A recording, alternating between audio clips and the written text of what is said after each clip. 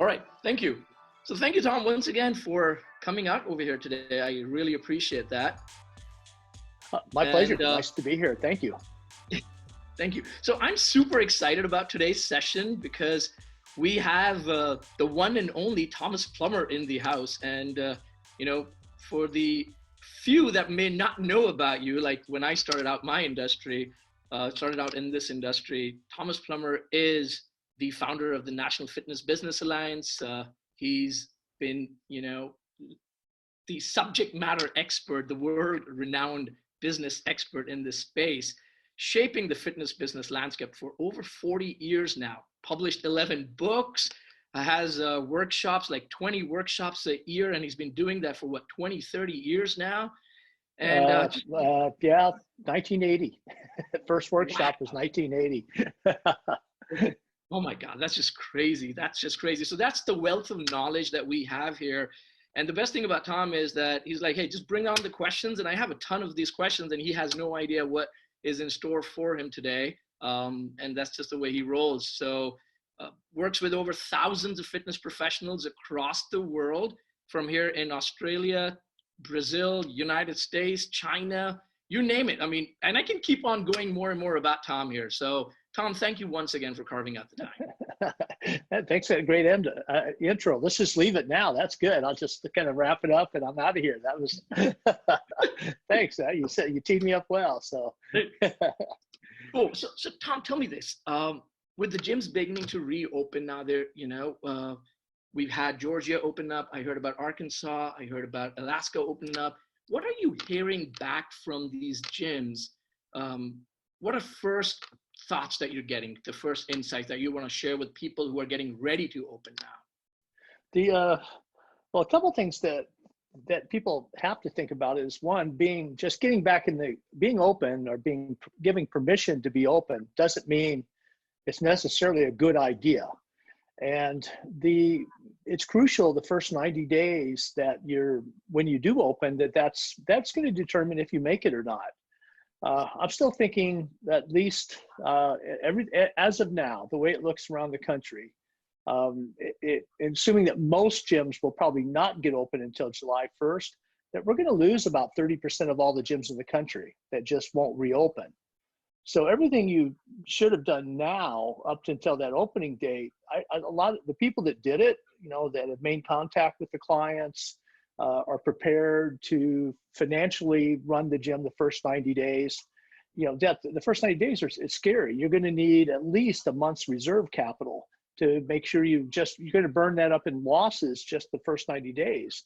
I think the myth, the fallacy is, and I've sat in on some of these groups of the chain guys all talking to each other, and I've never heard so many guys lying to each other in my whole life.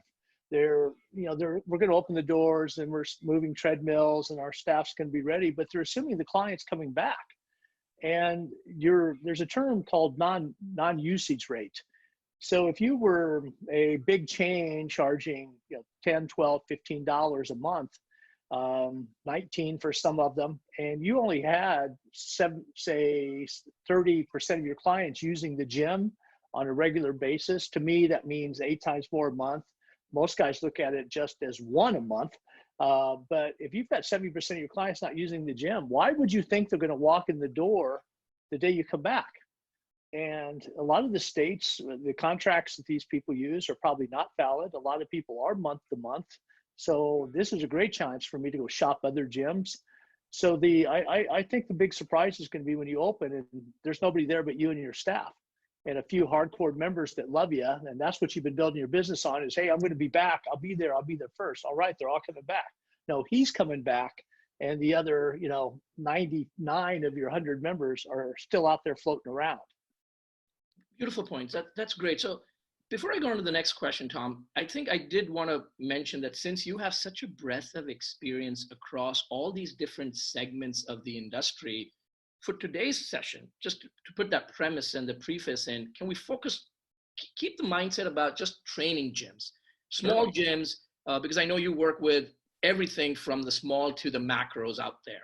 And keeping that audience in mind, what you just mentioned about members not coming in, what would you do today to kind of prep them up so when the doors do open, the probability of more coming in other than just that one coming in, how do you increase that? What would you do today? Well, the staggering of the or failing, or whatever you want to call the term for the change, is going to affect the training gyms, because that's going to throw more clients our way. So I've been writing a lot of stuff lately and sending things out, some other podcasts and things, talking about the 3 phases of getting your gym ready. So that pivot phase, the 2 weeks before you open, you should have called every single client. You should have reached out, have a letter, an old-fashioned snail mail letter, going all the way back to clients of January 2018. I'd go that far back, every former client. I'd back it up with an email, with text, but I would still send the old-fashioned hand-addressed snail letter, and just say, look, here's the changes we've made. Here's what we've done in the gym. And then I'd reach out to every former miss going back to 2019 and try to get them into the gyms. See, the client, and here's the mistake that most of the training gyms make, is they're so into the workouts, and you've been locked up at home, you've gained 5 pounds, whatever your problem is, come to my training gym and we're going to start working out. And the client, it's trust. Do I trust you? Can you keep me safe in the gym? And that's going to determine coming back. So what they should have been doing closed is completely gutted their gyms. So and then the training gyms, that's a mistake and I've had that debate / argument with quite a few guys lately. Most of the guys are not my regular guys. They're guys that I've been talking to that have just kind of emerged from, a couple of years ago, or guys I haven't seen. They're now very afraid, and now they're trying to figure this out, but they don't want to make the change. They don't want to spend the money. So I would say, like, paint your whole gym. People associate fresh paint with cleanliness, and then run a video of you painting and talking about what you're doing. Just send it out on social media, $2 a day boost, and let it float for 7 days. I'm telling everybody that they need gloves. When I come in, I'm not going to want to touch somebody else's equipment. So the first 90 days, some of these training gyms will need 6 to 8, 10,000 clubs. I talked to one guy the other day. We're trying to put together an order of 40,000 gloves, because he's got 5 units. So if you think about it, how do I get in your door? I walk up to your gym and you guys been closed for 2 months. They could have got an electronic door that just pops open when a guy walks up. But if I have to reach and grab that handle, how scary is that? And your bathrooms are scary. So your treadmills, most treadmills are usually less than a foot apart. So I'm telling guys to take out every other treadmill and put them in storage. Well, telling a big chain that's scary. But even the training gyms only have 4 or 5 treadmills. They need to be 8-foot centers. If you're on one and I'm on one, belly button to belly button should be 8 feet. So you've had time to do this, but all that should have been video. All that should have been communicated to the members, because they want to feel safe when they come back. It's not about the workout. It's about how I feel in your gym. So, but guys are going, well, like, my clients are like that. So if you think about it this way, 1/3 of your clients are the party kids that stood on the beaches in Florida and said, I'm going down. I don't care. It's all bull. I'm too young. And of course, a lot of them got sick and a few died, and that theory didn't prove to be true. The middle third are those ones that are nervous. They're a little bit anxious, but they're going to kind of go with what happens. And 1/3 are people that I think are going to be damaged for a long time. They're going to be skeptical. They're going to be hard put to touch another doorknob, shake another hand, give another hug. It's going to be a while before these people come back. So you have to do everything in your gym toward that 1/3, because if you get that right, the last third, if you get that right, everybody else is going to feel safe. Okay. And so all this stuff should have been laid out before you open, all your new equipment. One-on-one is going to come back. It's crazy to think. So these team guys that just do the training gyms, the boot camp guys, you've got to have a better plan. You can't just think everybody's going to come back and we're going to run shoulder to shoulder, pushing sleds and high-fiving and, just breathing on everybody. 1/3 might love that, but there's a lot of people that are going to be scared to death of that. So they're going to be hesitant to come back into the gym. They're going to be reluctant. They're going to stagger. They're going to wait and see if somebody else dies. They're going to wait and see if it surges when this thing opens. But so if you've got that, so one-on-one is coming back. Why are we not preparing for that? But I don't want to use your equipment. So most of these gyms should have a short-term 3-month upgrade program for one-on-one. But the team guys, they don't have that in their facilities. They've already designed it out of it. And it's so they're going to hurt. They're going to have a hard time because team, as it's always been done, is going to be harder. There's that theory out there that, oh, this is all bull. It's going to pass in 60, 90 days. The member's going to forget this and get on with it. I think 33% will. I think the other 66% are going to have hesitations for months, if not years. And we have a chance to redesign our gyms to take care of that. And so stage one, these guys should have done all this prep work to build the trust with their clients. They should have set videos. They should have had a dozen videos floating around the market, $2, $3 a day, painting, the gloves came in, hand sanitizers, my new front door, here's what we're doing in the bathrooms. We put in new paper towels so you can grab the handle and get out. All that stuff, it's just so brain dead simple, but we don't exploit that. A lot of guys are doing it, but they don't let the clients know that we're doing it in big enough scale. And so if you can get past that stage, and then you get down to that 2-week pivot point, that's important. And then when you open, all that work should have done to make the client. You can't open and start reaching out to clients and say, oh no, we're cool, come on in. It's to me, it's way too late. I gotcha. So you in that soundbite, you gave a lot of insights which covered communication, covered operational procedures like the gloves, the door, the sanitizers. You talked about use of equipment. So let me hit upon each one of these areas, because on the one hand, I understand, Tom, the utility of doing such a thing, but then I hear gym owners' voices in my head which says, where's the money? Because all that equipment, new equipment is going to cost me money. The painting is going to cost me money. The video boosting on Facebook and other places is going to cost me money. And I'm not going to make that much of money because, to your point, not everyone's going to come back in that quickly. And I also now need to maintain social distancing. So I'm almost skipping a heartbeat here. Like, how do I make this work? Give me some thoughts over there that you would be like, hey, this is the budget that I would have. This is how I would, these are the changes, if any, that I would do from a business model perspective. Well, you have to do with, of course, what's in your budget, but a lot of the owners, if you've been in a lot of my workshops, you remember the 20, 60, 20 chart where 20% of the owners are the best guys. They're proactive, they drive it, they create the businesses where they want to go. About 60% are just great people, but they don't move fast enough. They're not, they've created great jobs. They love it. They're making 50 grand a year, 60 grand a year, and they just wouldn't change a thing. They're absolutely happy. And then the bottom 20% I always talk about are just, they need to move back to mom's basement because they should have never been in business. Right. They had no expectations. So the top 20%, when this started to go dark, I wrote a letter, there's 6 letters in a series I sent out. That first one seems like 5 years ago. It was maybe 6 or 8 weeks ago, but it was get control of your money, get control of your budgets now. Reach out to your landlord, try to get control of the rents, reach out to your banks, get control of your debt now. And the better guys, meaning more proactive guys, went out and did this early.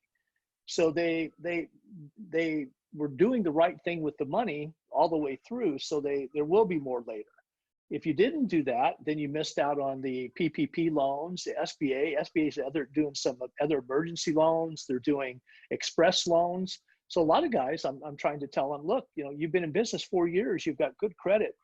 Now hit the SBA hard for a 10-year, just let's go for just a quick, express loan, $150,000, refinance your whole business. This is a great time to do it, and the interest rates are low, and they're just kind of running a lot of these loans through. But you would have had to been proactive and do that up front. So most of the landlords, one example, I had a guy that has, he's got about 18 months left on a 5-year lease. And so we went to the landlord and said, we love this location. We'd like to sign a fresh 7. Could you give us 4 months free? And we'll trade you that for a fresh 7. And by the way, I got my PPP. I'm going to give you $4,000. So in essence, they got 3 months free, give the landlord a little cash today, which covered the fourth month, but we're good. Now we got all this time, we're not paying rent.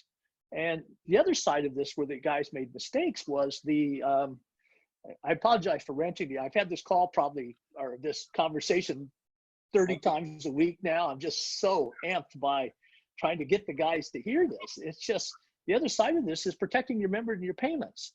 So you can, for example, the larger financial service companies cut off their clients. Yes. And they did that in reaction to the larger chains that they either took their cancellation button off their sites, which is pretty tacky, or disabled it so they could keep collecting payments. And then, of course, there's class action and the attorneys are all over it. So the financial companies go, well, they're going to get sued and then they're going to come after us. And so we stop. But the little training gyms, the conversations I had with the CEOs is just, guys, these are not the same. So they relented, sent stuff out to the training gyms that, yeah, if you follow this long, which the list, I assume it was set up to fail. It was, I can't even do it on the computer screen because I'd be above and below the screen. This is how long the lists were.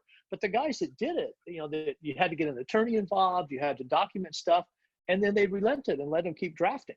So there's a large percentage of clients that are training gyms that were able to collect from their clients every month, as long as you're doing the right thing. You're doing online training, you're doing all that type of stuff. And I side note here, I will believe now that this whole, we're just going to online, it's so easy, that nonsense is dead. Most guys are working harder now, jumping in front of a computer in their living room than they ever did working out in their gym. It's so much harder to run these businesses.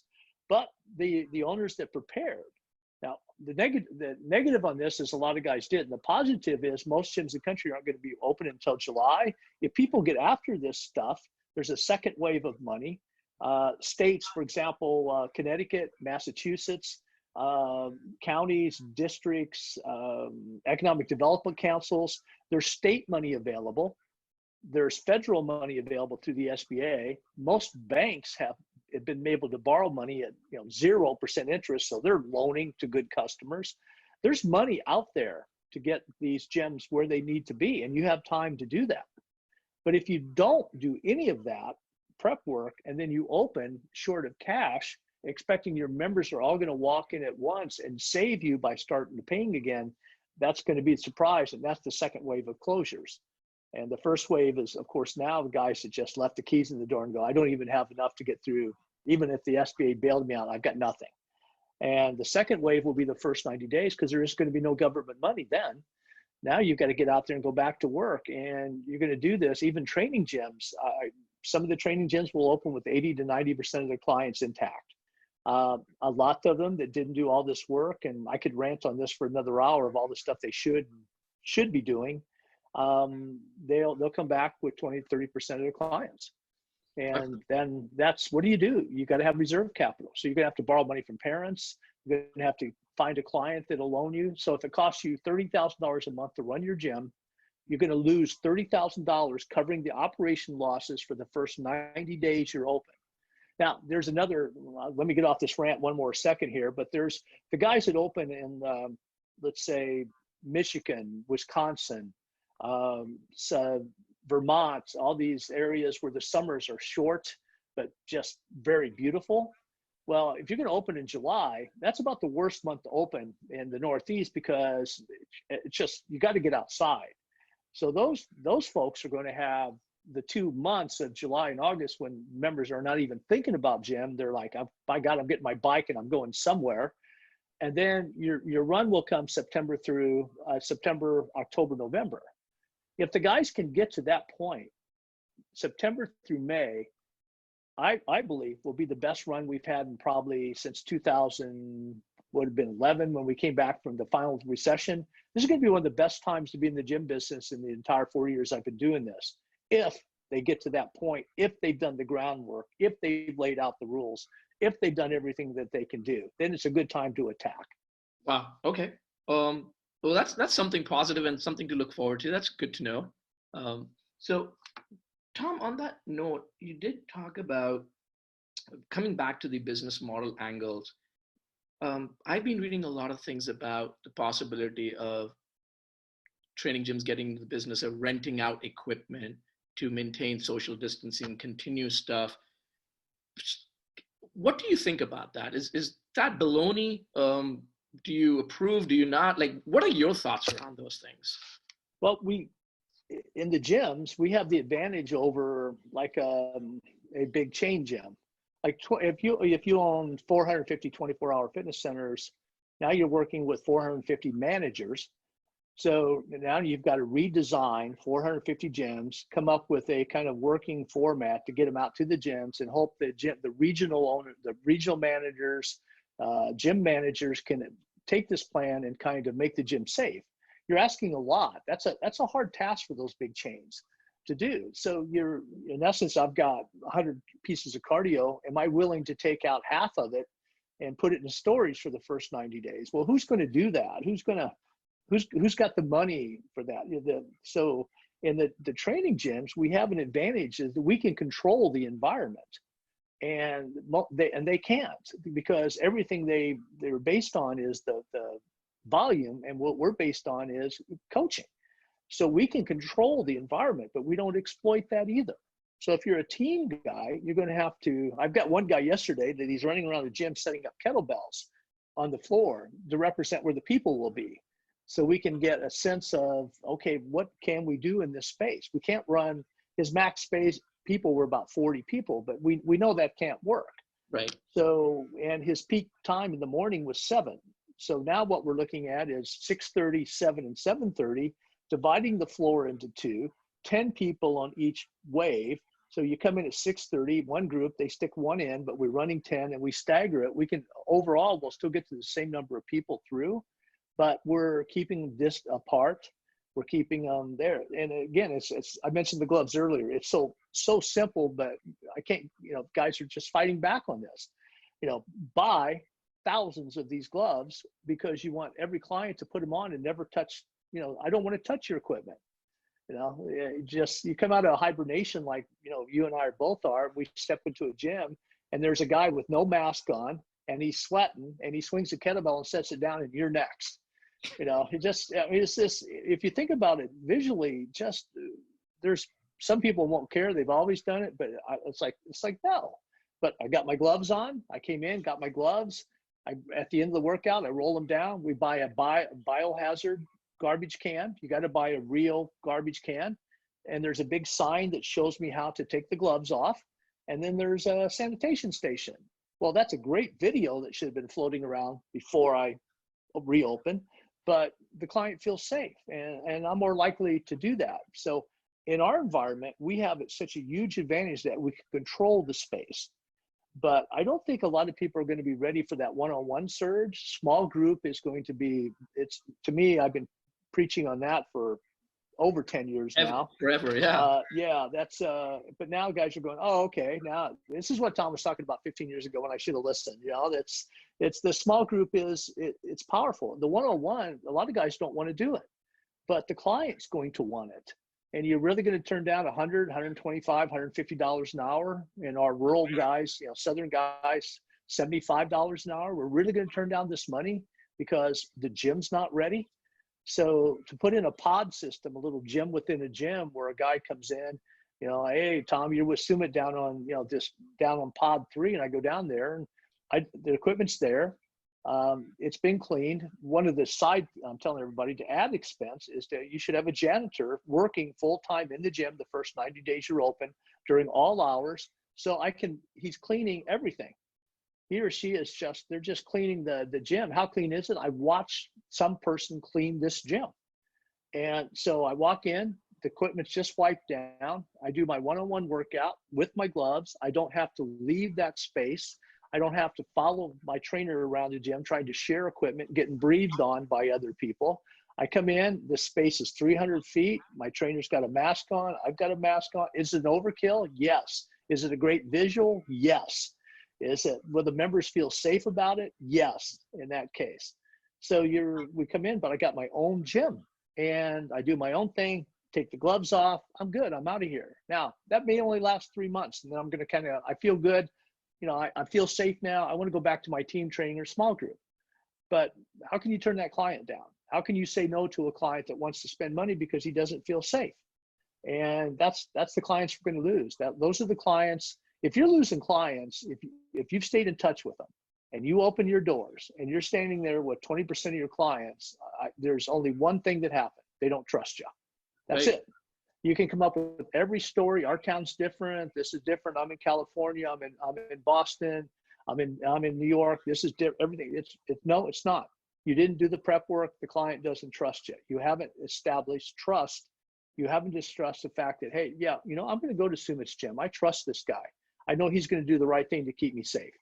And either you did or you didn't. And they still have time if they get after it. Fair enough. So coming back to that trust thing, I think I loved all the letters that you sent out. Like you mentioned, six of them. And pretty much one a week, you've been guiding the industry in terms of what to do, what not to do, how to best navigate through this process. And I love this line where you said, we're really selling socialization in a controlled, clean environment, which comes back to building that trust. Given that it's out June, July, August in some places, the communication piece becomes very, very important and essential. What would be some language that you would say, this is what I would say, and this is what I would do day 1 or day 7, day 15? Like if you had to chart out some kind of a campaign, what would that look like in your mind so that that trust, that familiarity keeps on building itself between the gym and the member? Well, the first thing is I would start 2 weeks before I'm open. That to me, I'm referring to that as, there's 3 phases, what you're doing while you're closed. The state says you can open. I've got 2 weeks from that, to opening date, and then the first 90 days. Northern guys, because of the vicious summers, first 90 days to 5 months. So in that pivot point, that's so important to get it right. But I would like to, okay, I'm going to open July 1st. Well, June 15th, I'm going to drop. I want at least 5 videos floating out there, but I want them to be doctors, nurses, people that are respected in the community. And I want them to say, look, Sumit invited me down and I get a peek at his gym. And as a nurse and been a member a long time, I'm telling you, this is the cleanest gym I've ever seen. He's done so much. There's so much hand sanitizers. There's so much gloves, everything. I feel safe. I'm going to this gym. And it's not about the workouts. And a lot of owners are making a mistake. They think it's price. So they're all talking about dropping. I see it on a lot of the mentorship sites and stuff where the buzz is, we're going to have to all drop our prices to come back to the client. The client doesn't care anything about the price. The client doesn't want to die. I don't know how much simpler you have to make that for people. So that 2 weeks out, I want a series of videos going, okay, come to the gym. And these are people that you can trust saying this. So they don't all have to be doctors and nurses, but they could be, high school principals, senior people in the community that you might trust. So those hit real hard. And if I'm spending $3,000 a month on marketing, I'm going to spend $1,500 at least during those 2 weeks, at least half my normal budget in those 2 weeks, and maybe more, because I've got to lay the groundwork to open. So these are going within 10 miles of the gym on social media. They're floating around and and then I'm taking all those old videos I shot, those ones, I'm flooding the market with those again at $2 a day to float. So if all that happens, then when I open, then I split into 2 segments, 2 strategies. One is I've got to keep that illusion because I believe there's going to be a lot of people drifting from other gyms. Gyms are going to fail. The chains are stumbling. They're going to open up a whole bunch of training clients we haven't seen before. That's why I will go back to my old members, former members. They drifted away for some reason. They joined another gym, but now their gym, they don't feel safe. But hey, here's a letter I got from Tom, and it says, come on back. I love you. Bring this in for a 30-day trial. Just bring this letter in for a 30-day trial, and there's a 90-day expiration date on it. Come on home. Here's what I've done. If you don't feel safe in your gym, or if your gym's just not even there anymore, come on back. We'd love to have you. A lot of people won't come back because they feel like I burnt that relationship. I want to reach out to clients and go, thank you. You were a former member. You're always welcome in here. Right. So that strategy is the 2 weeks out. But then when I open, I have to focus on getting those members back my existing members back, focus on my missed leads, and then I have to also simultaneously chase new business. And to do that, I'm going to go back with my normal marketing, very target specific. This is a great chance to reinvent your gym, cure a lot of the mistakes you have. We're having great conversations with clients about, okay, I was heavy emphasis on one-on-one, or on small group, but now I want to really go back to one-on-one and get into there, or my team. All I've done is team. It was so easy. I made so much money, but now I want to shift towards small group again. So this is a great chance to rebuild your gym. You got no obstacles. So the strategy when you open is to let people know, here's what we're doing, but you still want the safety and trust word in it. So here's clients working out in small group. They're all distance apart, maybe or maybe not masked, depending on the market you're in. But they're going, yeah, we worked out here before. We've been members for a couple of years. We love the small group training. I come in here. I'm getting results, of course, but as soon as this opened, I came back because I feel safe here. So you've got then tie that with something like a 6-week program in southern states or something like that. It might be 6 for $79, and your more aggressive northern states, it could be 6 for $199. And bring people back in and let them try the gym, prove that we're safe. Come in and try this thing. Then if you want, just come on in. And then we run our regular 30-day trials. But if you start hammering people on price, thinking that's what people are waiting for, you're just, what are you going to do? Drop your price now to all the members that came back? So I declare a price war against myself. I've got 100 members that did show up, but now I'm going to do cheap deals out in the marketplace. So now I've got to readjust all them, or they get mad and leave anyway. True. So no price. No pricing. Just a side note on that, everybody should look at their membership agreements and make sure that the agreement is current with current state law and current federal law. And I want my local attorney always to look at that. But I want also, if I'm using a third-party financial service company like ASF or ABC or any of those, I want to make sure that I can collect payments. I think another mistake of guys thinking, okay, my billing was turned off, shut off, and when everybody walks back in, I'll just turn it back on. And some states, you may not be able to do that. And that's that if it's a contractual obligation and you stop collecting and the services just were interrupted or gone, you may in some states have a real hard time just turning those on. You may have to sign all new contracts. So your attorney needs to give you that. Your attorney plus a combination of a senior representative from one of these billing companies needs to give you an opinion if indeed you can turn your billing back on, or if you need to go back and rewrite every single contract and every single membership. Got it.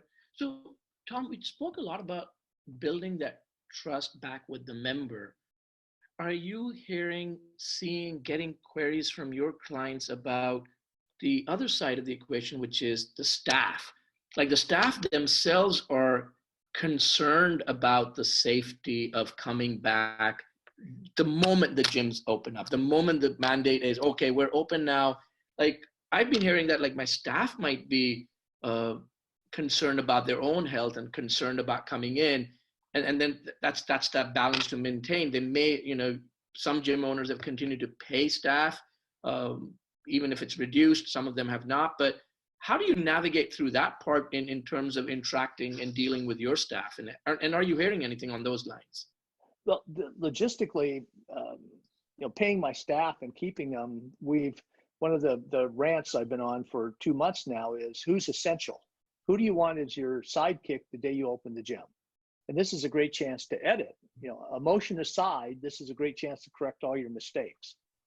Yeah, one of the jokes was this, once a year we should have this lockdown, but it's also a chance that you're forced to spend 30 days with your spouse. At the end of 30 days, you can either walk away or renew for another year. It's a chance to correct all mistakes because you've been locked up with somebody for 30 days. You find out how crazy your spouse really is after that. Right. But for my staff coming in, if I designated what essential means, that I can't live without them, then I found a way through PPP or something to pay them the entire time. So they're going to stand there with me. But if you think about this, if I did the videos, I have the gloves, I bought the mask, I'm spacing out the equipment, I've had the gym sprayed, sanitized, I've painted everything, I've addressed every door issue to get in and out of the whole club. my staff is going to more likely trust me because I did the right thing. But if I have them in there with a couple of bottles of, Clorox bleach diluted, because I can't even buy real spray anymore, they're not going to feel good about it because they know they're not cleaners. So we're putting the burden on the staff to become janitors. And so you want to go clean this gym? Well, who's been in it? Hey, come on back to the gym. We had a professional team that came in and fogged the place yesterday. We had professional painters paint it, and every piece of clutter is gone. All the equipment's been cleaned. So when the staff comes back, they're like the members. They feel safe. They either trust you or they don't. Gotcha. How much money do you anticipate that cost? I'm sure your clients are taking your inputs and they're spending that money. Can you give some kind of numbers to say this kind of thing will cost X thousands of dollars per square foot, or in a range? Do you have something on those lines that you could share? For the cleanliness stuff? Yeah. I don't have a square footage depending on how bad you let the gym go. And that's some gyms are old school. There's clutter in every corner. I've got this old FMS kit in the corner over here. Even though I got a new one in the office we use, I got something over here. I've got a piece of old scale over here. Just all this real weird stuff that we bought to kind of heavy carry bars, but nobody's used them in a year, old tires. So if your gym's that collection of nasty, then you've got a lot harder time than somebody that has done and kept it up at that point. So the fundamentals are, one, it's got to be painted. Two, I've got to get in and out of the doors safely. Three, clutter's got to go. Nothing on counters, no boxes of bars, no clipboards, nothing. Everything's got to look like it's got to be sterile, hospital environment. Every picture comes off the wall. Every certificate comes out of the offices. Everything's got to go back just to brand new, because any clutter connotates dirt to most people. So I'm going to overkill it. Remember, I'm always preaching to that 1/3 that are terrified. And if they're happy, then everybody else will be happy at that point. So I'm preaching to them. So all that stuff, that it really depends on how just deep your mess is to clean up and how far you let your gym go. And a lot of guys like that old school, have just stuff everywhere, all packed in, all the equipment, like the old bodybuilding gyms. That was kind of a cult thing. They were like dungeons, and they even had clothing back in the 70s and 80s based on that dungeon look with the hoodies and all that type of stuff. It was that cool vibe that you got from a bodybuilding gym. It doesn't work today. You can't do that in a virus where you touch the wrong piece of equipment, you think you're going to die. So clutter's got to go. So the cost could vary from very simple, painting it yourself, to as much as probably 15 grand to get them back right if you've made a lot of mistakes. Gotcha. Okay. Tom, the other thing that I've been reading a lot about is the huge possibility of this becoming a resurgent wave coming in. You open up gyms and more infections are likely to happen. And then, in the city, in the area, for a lot of reasons, more people are coming out, social distancing is getting over, people come in, more infections happen. And again, there's a seesaw starts happening, start, stop. How do you best suggest gym owners navigate through that, prepare for that? Is there any words of wisdom that you would provide over there and say, I would plan for it and this is what I would do? Or, how can we better be prepared, I guess, for that kind of scenario? The best advice, and you've heard me again yell this in workshops, is hope for the best, but prepare for the absolutely worst day of your life. So if I'm buying too many hand sanitizer stations, too many gloves, too many masks, I've cleaned my gym, I've created a whole new standard, I've created social distancing. Well, even if I get shut down again for 30 days or 60 days, I'm much more likely to come out of it because I've got everything I need in the closet. The gym is going to be ready to go without the trauma. This is also a chance, I want to reiterate this, we kind of skipped on it before, and even in the other podcasts I haven't talked about it enough, is this is a chance to assess your debt, This is a chance to work with guys like Paul Bosley at the, he's a, the guy that we both know that's really into processing and helping guys package loans. And I just got a message from him today. He just got a 150,000 loan for one of my clients over 10 years. And it's perfect. It allows the guy to get about $60,000 of debt. We roll all that debt out. It's financed over 10 years. His payments are going down into half. And now we've got about $75,000 of reserve capital that we can put away. So I tell everybody to have at least 1 month, but in reality, most of my better clients have at least 3 months of reserve capital all the time. It matters, so I'm going to need capital if this burps again, if I want to save my business. So, but capital is actually cheap, and most of our clients are such good coaches, they're caring people, but they're not that good with money. So they hesitate, and then then we come up with, but now's your chance to attack your bank.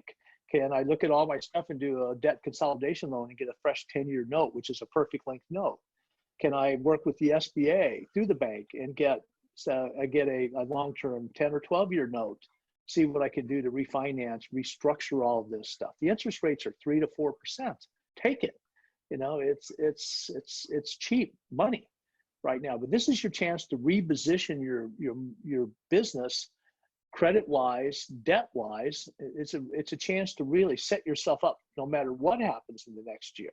And statistically, you've got to believe there's going to be a second wave. So how bad will it be? It could be minor, and everybody just go back to social distancing and put your mask back on, or it could be something. That's the weird thing about the virus is everybody goes, oh, well, look, it proved to be nothing. It proved to be something, but not what it could have been, because everybody did the right thing.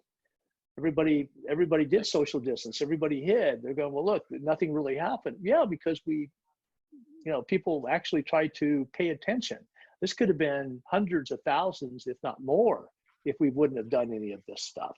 True. So any kind of controlled environment saves this. Will it wave through again? I don't know what degree.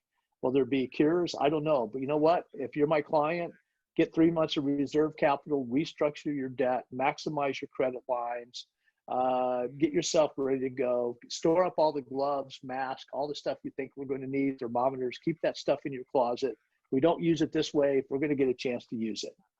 And if I'm wrong, the worst thing is this. I'm telling clients all the time, this is the only time as a consultant I ever really hope I'm wrong, is this. But you know what? If I'm right, then you're safe. And that's all I care about.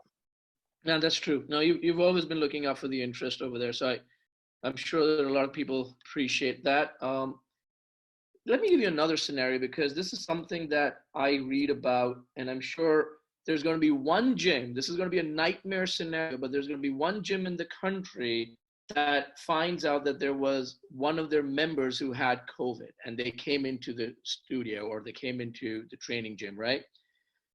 How do you navigate through that? What's the message you're sending out should you happen to be, unfortunately, that gym with no bad word on your side, like just happens, life happens? What would you do that? How would you channelize at that time?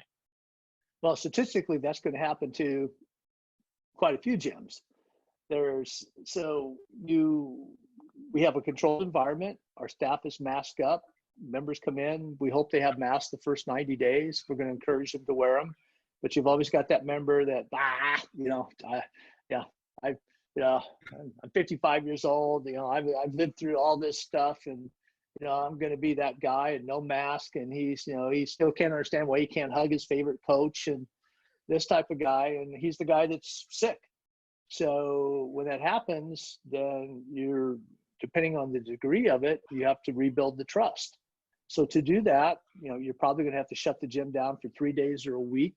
You're going to have to bring the fumigators back in and sterilize, fog the whole gym, and you start again. But that's the type of guy that a lot of times we know. Now, the states will dictate when we start to get back into some kind of group environment, do we need to have the thermometers, the non-invasive thermometers? Could we have screened this guy? And would you have screened this guy? So I think the real hidden message under what you asked was, okay, this guy's paid me for 10 years. Do I just put up with him because he's always been that pain in the ass? Or do I put the thermometer ahead and he's 99 and I go, not today? And he goes, well, you know, I'm pissed. I'm going to another gym. And are you strong enough at that point to protect the rest of your environment? And you're short of money, and this guy's been with you 10 years, and it's going to be a real tough call. I'm going to tell him that the guy needs to go home and that you need to protect your gym. But the states are going to dictate that in the first 30 days. Now, this could lighten up immediately. People get back. You know, we find out this first wave of the virus that more people have, you know, already had, you know, already building up antibodies, and we could get to that mythical 60% saturation point where the herd protection takes over.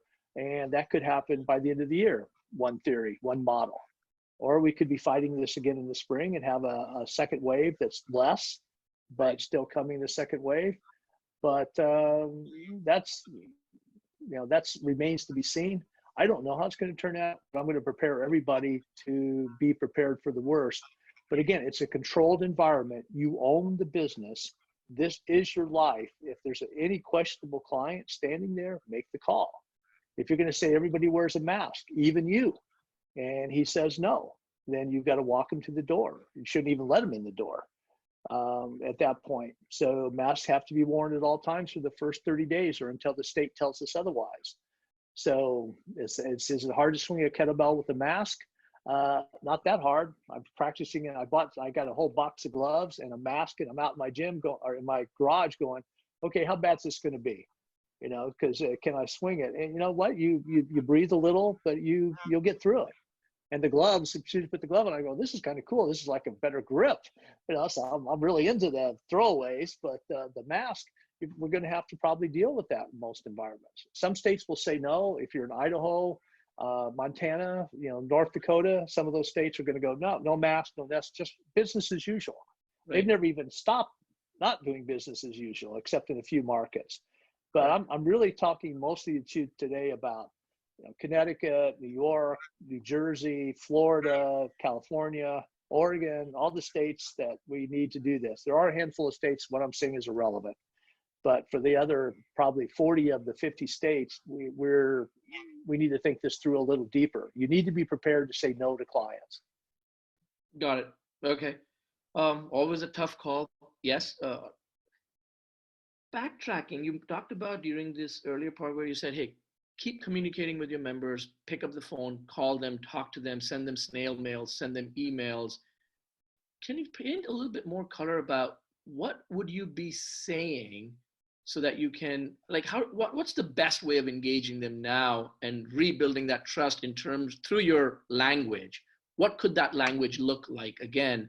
Because you're one of the experts, and as gym owners, you know, from my understanding, most of them are, like you said, programming, working on that, and spend very little time on using the right words and making the right powerful connections. So can you throw some color on that and some light? Yeah, I in a perfect world, I want the owners, not their managers, the owners, even if you're ugly, you got to do it, you know, and a video going directly to your clients through closed community or through even email, whatever you have set up, Zoom, if you want to do that, record it and then dump it, find a way. But I'm 4 or 5 times a week, maximum of 3 minutes. You don't want to rant in these, but it's just updates. Hey, everybody, I just let you know that, you know, on our quest to keep you safe, I just took out the entire front door. We have a new door system. You walk up, the door automatically opens. Even as a backup, here I am installing my new, you know, hand sanitizer station directly inside the door. You know, just let you know we're on it here. You know, thank you. We hope to see you soon. Still don't have words on the opening date, but we're getting the gym ready. That's a post. So it goes directly, but that post is also going to go into the community. I want that within 10 miles of my gym floating around out there for 2 or 3, because the other people are going to be looking at for gyms. I want them to go, you know, that guy was always talking about how clean his gym is. I think I'm going to check him out. So my daughter's gym, for example, she's selling shake kits using Performance Food. She's getting 7 shakes for, I think, $50, and she's delivering them. So She's sitting there. So her and my granddaughter, who's out of school, 13 and out of school for probably ever, the way it sounds like in Massachusetts. So they drive around and walk up and set the shake kits on the door, because you can't come to the gym, not legally can come to the gym, although few people have shown up at the back door for their shake kits, but they're really, you buy the shake kit and they just, because we're on an island, everybody's within, short distance away. And she just drives over and sets it, there, and just texts them that, so she doesn't have to touch anything, doesn't have to touch a doorknob or even a doorbell, and just sets it on there and just texts you, it's outside your door. So we're collecting money. So is that a lot of money? No, but it's kind of cool. So that type of contact, I'm going to let the clients know I'm doing that. So that would be another video, stuff like that. We picked a cause. Another type of video is first responders. So there was an organization selling these really cool summer kind of beach carry bags. So she bought one for every client. And so now and they delivered 114 of them yesterday as a surprise for the clients, because they're really nice. And she goes, we donated the money toward use the bag with pride. And if you want to donate yourself, but we bought the bags, which is a donation directly to first responders and their families on Cape Cod. So that would be a video. So, hey, I'm painting, that's a video. I'm throwing out the clutter, that's a video.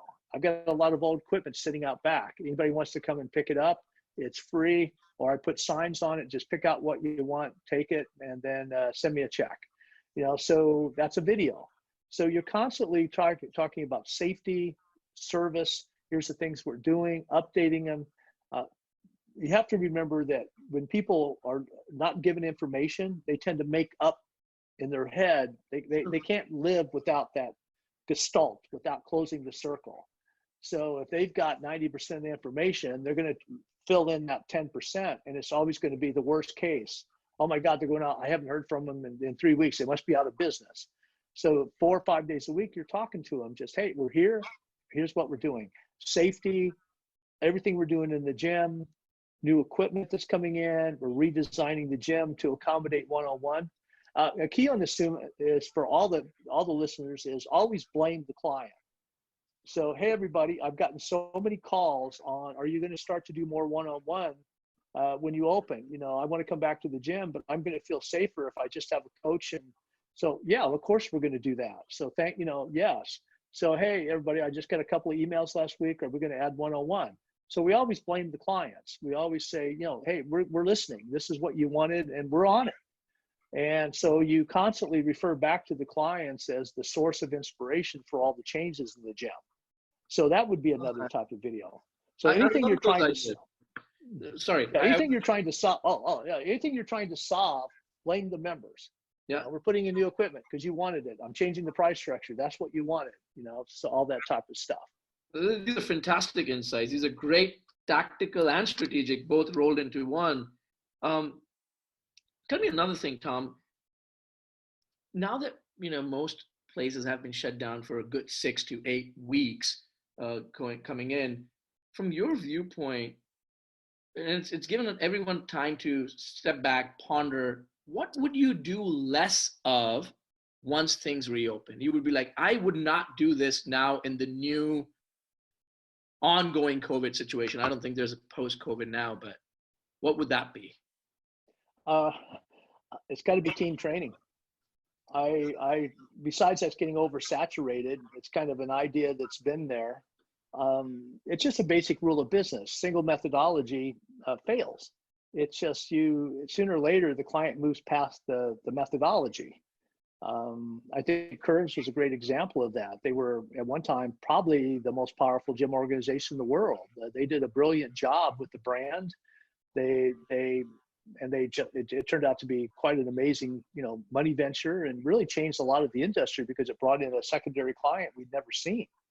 But 10, 15 years later, the circuit hadn't evolved. The colors hadn't evolved. It was really, so you evolve or die, but the methodology it's a single methodology. I would like to see those women have the ability to move over to a corner of the gym and do floor exercises, maybe restoration movements, maybe even get into small group or one-on-one training where they paid a little more for skill sets. that was a really cool idea that I think could have been even expanded into a lot of depth and kept those clients. It has to evolve. So right now, for a lot of owners, it's the team training, and that's a way of life. And it's going to be here forever. People love it. But imagine walking into an 1,800-foot box packed. You're standing shoulder to shoulder, running on a treadmill, and you feel a drop of sweat hit your arm from the guy next to you. So all the team guys, I'd really, to keep clients safe, all clients, do not get tied to technology or methodology. Fall in love with results. So it doesn't matter this year kettlebells, 20 years ago barbells. It doesn't matter. I'll find a way to get you in shape, but I'll take a tool, use it, and then get rid of it. But when the tools become the business plan, the methodology becomes your marketing and your brand, then it always fails because the client always gets bored and moves past that technology or methodology. So the guys that are doing team, that's all they do. There's no future to that because it's already getting saturated. We see the price dropping nationwide. It was up there around $179 when CrossFit was raging and Orange Theory first came out. I mean, the combination of those two organizations, they did a lot to keep the price up there. But now there's how many imitators out there of all these guys? So there's got to be 15 at least Orange Theory imitators out there floating around. A lot of them are franchises. CrossFit has been diluted and ripped off and watered down, and guys have come and go. I mean, that was a wonderful brand. Glassman was so right with the community and everything that he did back in the day. But that brand is evolved into so many different things. And so the price has actually kind of fallen. And now I've seen a lot of team training. There's 7 team training gyms, boot camp type models within 6 miles of my house, 7 of them. Wow. And the prices are all but one are under $100. So they've kind of got a big price war going. So if I'm a team guy, this is a chance for me to reload, reset, kind of de-emphasize team, add small group, add one-on-one training, and try to get back into where I get back into results for clients. Plus, one more rant on this: team training only works for the 24 to 36-year-old market. I used to say 24 to 40, but in the last year, or 2 years, we've seen that number drop. So 80% of my clients, using that rule, 80% are 24 to 36 years old. I'm giving up that 35 to 45-year-old person with more money that wants to be in a small group environment. So you could have a 36-year-old that is a delivery driver, works in a restaurant or something, and that person's in team. I can have a 35-year-old that's a office manager or CEO or something like that. So their wants are different. The age it's also the age group, but it's also the influence of the age group. So the 35 to 55-year-old, that's more money, but they want small group. They want more intensive coaching. They want to be involved in that process. So why would I say no to that client at the exclusion or just doing for team training and excluding that client? And the one-on-one client is coming back. They've always been part of our plan, 10 to 15% of our plan. And now I think they're going to be as much as 30% in the next 2 years. But that client, that's 40 years plus, they have money and they want privacy. I'm using this as an example, but I was visiting a very big gym, 60,000 square feet of facility. The gym itself is about 3,000 square feet. It was a kind of a community type center out on the West Coast. And I'm watching a training class, a session go down where a trainer's talking to this one-on-one client, waiting for a guy to get off a bench press so he could move his client next. Wow. Why would you ever do that? So this client one-on-one wants privacy. He doesn't want to be paraded through a gym. He needs his own gym within a gym. He needs his own space. Right. And so, but why would I say no to that client? So what happens is we fall in love with methodology, and then we start saying no to so much business that we leave. So the biggest mistake they make going forward, answering your question directly, where I think this is where they could reload, is check your methodology. it's time to evolve. It's time to start to go back to falling in love with results again, not necessarily a boot camp model that, it's 20 years old now. Gotcha. Gotcha. Um, Tom, from your perspective, and I just looked at my clock too, we're just coming up on time. So, I've got nowhere to go, man. cool. So then I'll keep talking. Let's go. We'll do that then. Let's take a couple of more. So, as a small business, as a small training gym, I think one of the biggest challenges small businesses face is they don't know what are good benchmarks. Now, we don't know how many members we will come in. You talked about the good ones may retain 80 to 90%. Some of them, when you open up, we might have only 25% coming in. What would you say is a good number that a training gym should feel confident and say, you know what, we did a good job. We did all of this and we're happy because we got X percentage back within the first 15 days of opening, the next 30 days of opening. Can you give some ideas out there so that it kind of provides comfort? Because without knowing what the goal is, many times you just start thinking, oh my God, this is not what I'd anticipated, without knowing what we should anticipate. There's so many variables, but if you've done all the contact points while you're closed, done all the videos, we're real aggressive in the 2-week pivot point where everybody's been personally called, invited back in. They've all seen your safety videos and what you've done different. Everybody's in the game. They know they're there. Then when you open, to me, it's going to be 2 waves out of that. The first 90 days will be the first 45 days. I'm expecting at that point to get at least 70% of my clients back by the end of that 90 days. I expect to be at 90% of my clients as when I shut down. And if you've done everything right, it's going to be slow. If you break it into 3 chunks, the first 30 days are going to be people peeking in the doors and, what's going on? Are you guys open? What have you done? I missed, didn't see the guy, 80 videos, never saw one, so, hey, go to this YouTube channel. Here's all the videos we've posted, it's just, everything's on there. Yes. Come on down. If you want to come privately, 2:00, the door will be open, come on in.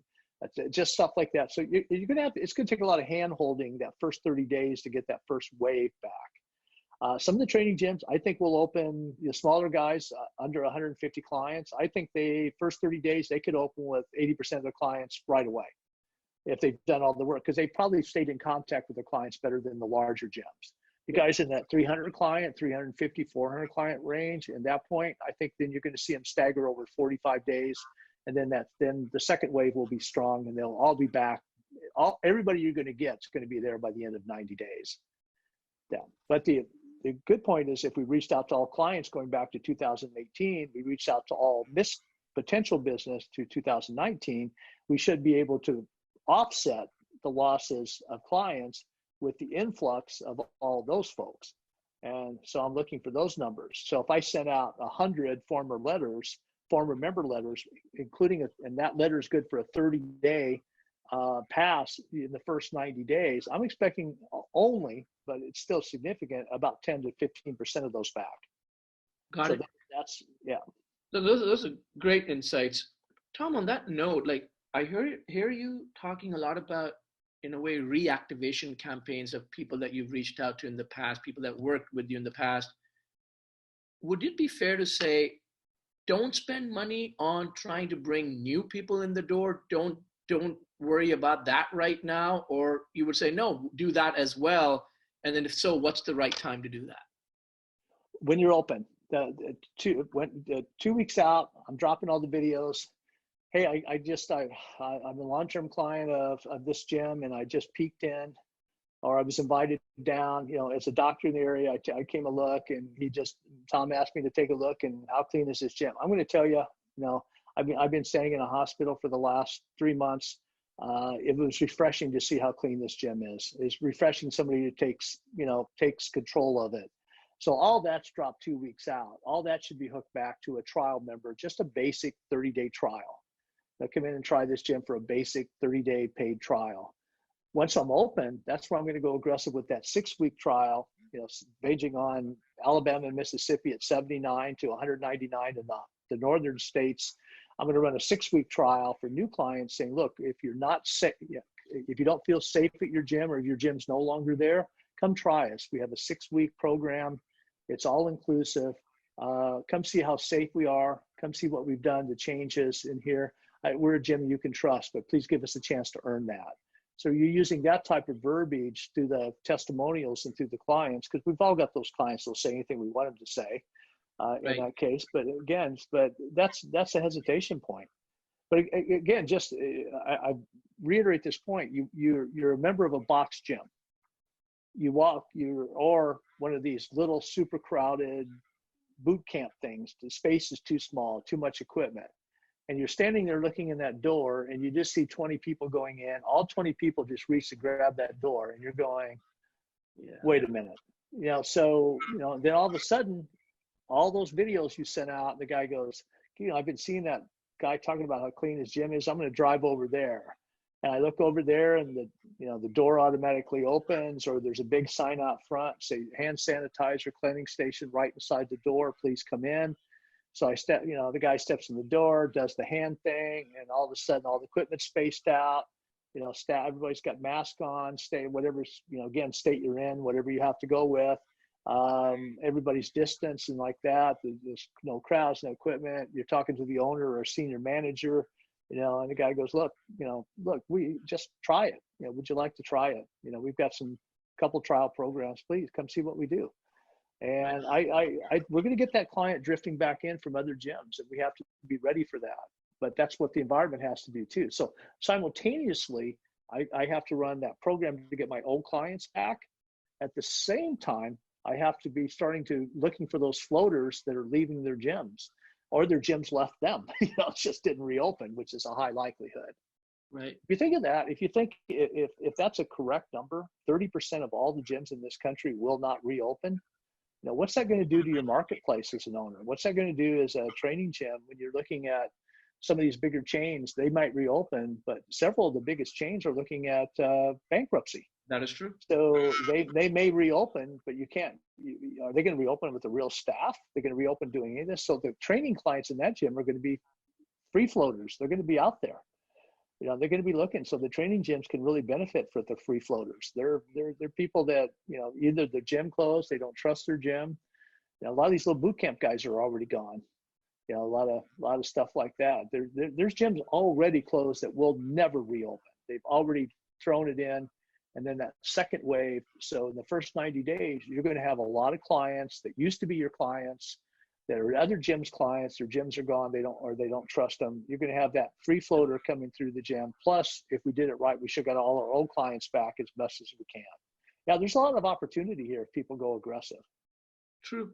That's, like you always said, there's always an opportunity in everything, right? Especially in a crisis. Depends upon what lenses you're looking at it from. Yeah, in 2007, you could have bought, I think it was 2007, somewhere in there, you could have bought Starbucks stock for $7.62. Right. I think that was the low point during the Depression, which what's it trade for now? 40, Bucks, something like right that. now. Yeah, but how many people sold? How many tourists sold, and how many professional investors said, oh my God, this is the lowest it's been, and bought, 20, 30, 40, 50,000 shares because they attacked at that point. There's always, in chaos, there's always opportunity for the people that are willing to look beyond the current pain and remember that it will come back. We will be back. The country will be back. The gyms will be back, but there's going to be a lot less of them. And what you do in the gym business will have to change. People are saying, I just read a social media today. All this hype is, it's just come back. The members are going to come back in. It'll be business as usual in a couple months. They're going to forget all this. I don't think so. It's going to take longer than 6 or 8 weeks before I think people get over the fact that they may feel safer. They may do away with the mask. They may do all that stuff in the first 90 days, state by state. But there's going to be that hesitation. Again, always go for that third that are terrified, because everybody else is going to feel good anyway. True. So before we end off here, there's just a couple of last things, Tom. Anything else that you think we have not covered that you would like to share that we did not touch upon? Uh, there's many owners that I see because of I just have so many, I follow so many people on social media everywhere. There is a trainer, coach, owner that doesn't believe that this is real. There's still that denier that thinks this is a political hoax, that this was all, you know, depending on what party you believe in or something, that this was all something done to embarrass the president or something like this, or, destroy his economy. There's always that guy that, floating around. I'm trying to be polite here, but there's always those people that Right. just believe in that crazy stuff like that. But we just passed 60,000 people that have died from this today. I don't think 60,000 people died intentionally to make the president look bad. This could have been a lot worse. And there's enough people now where you start to know somebody's, parent died or somebody's grandfather died. Now, this is something that I'm telling all the owners, even if you don't believe, even if you are that conspiracy theorist, or even if you believe that, you have to keep that quiet. You have to stop talking about that online. And there's a lot of, anytime that you go political, even on something like this, there's 40% of the people will support you and 60% will hate you. You can't, guys are bored, they're home, they're getting frustrated. They have a right to be, their businesses are in jeopardy. They have a right to be, their future's in jeopardy. They have a right to question all this. But when you go political online, you're alienating a lot of people that want to believe in you. So I give this advice a lot. I'm giving it over and over and over again. If you are in business and you want to make your living as a coach in the training gym, never, ever do any political post ever again. And of course, they come back and they go, well, it's my right to do this, or I did it on my personal page. And, it's not fair you tell me that. I have a right to have my opinion. You do. And 60% have a right to take their business out of your business. So if you are that strong about politics and you want to do that, just understand what you're doing might cost you 60% of all your potential clients in the marketplace. Right. Because you're getting read. You're getting far more than you think you're getting read. People know what you believe. So the big thing is when we open, and between now and we open, is stay out of the political arena. Stay out of this. You have to understand that there are people that believe this is real, that people are terrified. There's people afraid to go out of their house, that there's clients out there people that want to be in a gym. And if they're not going to trust you, if you think this is a hoax and think this is a thing, you're going to limit your market to a very few people just like yourself. And, if your goal is to have 25 clients and have a little, 1,000-foot gym, and then by all means, please do what you want to do. So lesson one that we did talk about, one is the political aspects of this is people stay home and feel more claustrophobic and more frustrated. I'm seeing the anger rise from coaches on social media and reposting of conspiracy theories and all this. I don't care which side you're on. It doesn't matter to me. It matters to the potential clients who are looking for leadership and trust, and they're as frustrated. So don't give them a reason to dislike you at that point. Second one is people, we sort of talked about it, but they don't get control of the money and understand what money actually means in a gym. I've been ranting about this for years, but things like 12-month contracts, that's gives you an advantage in this market to survive. And there's a lot of advocates in the last couple of years, especially in the training world, of month to month. So we teach our younger coaches, the guys that are not so sophisticated business-wise, that look, you can't sell, but you're paying me as a mentor. You can't sell, but I'm not going to tell you it's your fault. I'm not going to tell you that your sales system isn't any good. And then the young coach goes, well, my town's different. Nobody here will buy contracts. They will buy contracts. You really suck at selling contracts. So we tell the guy just to go open end month to month and it solves the problem. Well, we just killed that kid in this environment. He's dead. Right. His gym's gone because we just told them that, when you open, you start all over with 0 clients because you have no contract, no obligation, no way to reach out. You have to go back and get all the clients at one at a time, start to sell the same stuff, re-sign them up on all this because they all went away. Legally, they're gone. And so you have to start. So this is your chance to reset. This is your chance to look at your gym, layer up the different services by targeting different age groups, that 24 to 36, that 35 to 55 small group that most gyms are not good at. That one-on-one client is coming back, and at least temporarily, he or she will be back. This is a chance to reset your prices, rebuild your gym, and change all that. It's also a chance to get control of your financial future, refinance all the short-term debt long-term, make all the decisions that you refused to make when you were open. You know, you're going to get one more big shot at this. This is kind of a giant reset button that if you hit it, this is a chance to change your life. You can get it right this time. So you can correct all your mistakes. You can fire all your weak employees. You can fire that guy who's been with you 5 years as a brother, but he's a terrible employee. Let him go. This is your chance to reset. So I wish they would think more about that option. And then coming out of the gate, final point is that first 90 days. A lot of gyms are going to reopen. They won't be prepared. They're going to stagger for the first 90 days. They're going to try to gather their staff. Now they're going to try to reach out to their members. Now they're going to try to work with their banks. All that should have been done in phase one. Right. Phase two is that 2 weeks when I know I'm going to open, so I just saturate the market with I'm back and I'm healthy and you're safe. And then phase three, when we reopen the first 90 days, you want to come out running, screaming, just streaking down the street when everybody else is looking for staff, managers, trying to figure out their equipment needs. So being more aggressive, looking at coming out of this, going through the three stuff like that. If you want to include Marion's email address at the end of this, my assistant, everybody, just reach out to her, the 6 letters she will send. You've got this video. I'm floating around on a lot of other stuff. We'd be happy to just email. We'll add them to the mailing list. We'll send them all the letters if they want to go through them and see just anything that they need to help. And a final note, I don't know what we're going to do for workshops the rest of the year. Perform Better, as everybody knows, is my main sponsor. They kind of really take care of my tour of the NFBA these days. Chris Poyer has very graciously said that any NFBA event that we host the rest of the year, he'll give free seats to everybody anywhere in the world.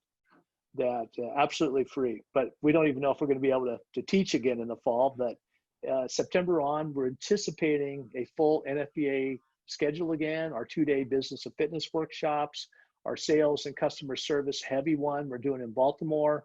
If that starts again, all they have to do, if they reach out to you and they want to go to those seats, then just ping me and I'll get them in touch with Marissa and we'll do everything there and make sure that they're taken care of. But Perform Better is very graciously said, they'll take every single person anywhere in the world for the rest of the year as their guest in any NFBA event. Chris has a big heart. That's amazing. That's awesome. Good man. He's a good man. Yeah. So cool. Thank you. Thanks again for carving out the time, Tom. These have been amazing insights, and I'm sure a lot of people will be very appreciative of you sharing them. So I also appreciate this. And thank you. It actually forces me to shave and put on a shirt, actually, sitting around in a t-shirt talking to people all day on the phone. I actually had to get dressed for this. I put a shirt on today. So thank you for getting me out of my hole. Most welcome.